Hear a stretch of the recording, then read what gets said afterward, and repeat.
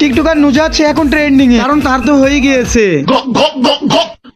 Viral. আমি জানি তোমরা টাইটেল এবং থাম্বনেল দেখে কেন এই ভিডিওটাকে ক্লিক করেছো, কারণ আমার কাছে তো আছে 19 মিনিটের 25 সেকেন্ডের একটা viral. Seriously, what the fuck are you doing? So hey guys, welcome back. I hope কি তোমরা সবাই ভালো আছো আল্লাহর রহমতে, এবং তোমাদের দয়ায় আমি অনেকটা বেশি ভালো আছি। স্যার আপনি একটু বাইরে গিয়ে আবার ঢুকেন, আমরা আপনাকে দাঁড়ায় সম্মান করি। তার কোনো প্রয়োজন নাই ভিডিওর মেন পয়েন্টে। সত্যি কথা বলতে গেলে এইসব নেস্টিং মার্কা টপিকগুলোকে নিয়ে আমার ভিডিও বানাতে মনই চাই না, কিন্তু না বানিয়েও কোনো উপায় নেই। নিজেদের মনুষ্যত্বকে এবার একটু জাগিয়ে তুলতে হবে। আমরা নামতে নামতে কতটা বেশি নিচে নেমে গিয়েছি সেটা প্রমাণই তোমাদেরকে আমি দিব এই ভিডিওতে। এমনকি তার ওইটা ভাইরাল থেকে পোলাপানি কি কমেন্ট করেছে তাও তোমাদেরকে আমি দেখাতে চলেছি। তার আগে তোমাদেরকে আগে দেখাই যে মেয়েটা চরিত্র আসলে কেমন। আরে তুই জানিস কাল কি হয়েছে?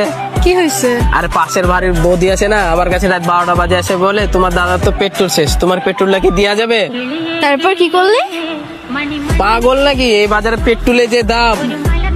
তুই আসলে একটা বোকাচোদা। মানে আগে বোঝ বোকাচোদা। দেখলে তো মেয়েটার চরিত্র কতটা বেশি ফুলের মতো পবিত্র। শুধু একটা ক্লিপ দেখলে বুঝবা না মেয়েটার চরিত্র কতটা বেশি ফুলের মতো পবিত্র। তোমাদেরকে আরো একটা ক্লিপ দেখানো যায়। সুমন, তুমি যে আমাকে খেয়ে ছেড়ে দিলা, কাজটা কি তুমি ঠিক করলা? কি মনে করেছো তোমার আমি বিয়ে হইতে দিব? তোমার যার সাথে বিয়ে হবে ওখানে যে বলে আসবো যে তুমি আমার মধু খেয়েছো।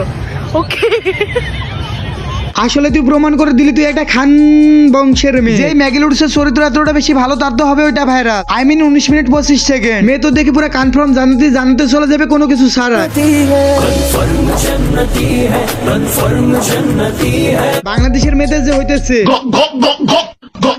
ভাইরাল, এটা কিন্তু নতুন না, এটা কিন্তু অনেক আগে থেকে, সেই 2022 সালের আগে থেকে দেখে আসতেছি মেয়েদের একের পর এক এইসব ভাইরাল হইতে। আর এইসব গুলা ভাইরাল করে কারণ তাদের কাছের লোকেরাই কিন্তু। আর এইসব ভাইরাল ভিডিও গুলা দেখে কিন্তু পাবলিকেরা ভালো মতো মজা নিতে পারে।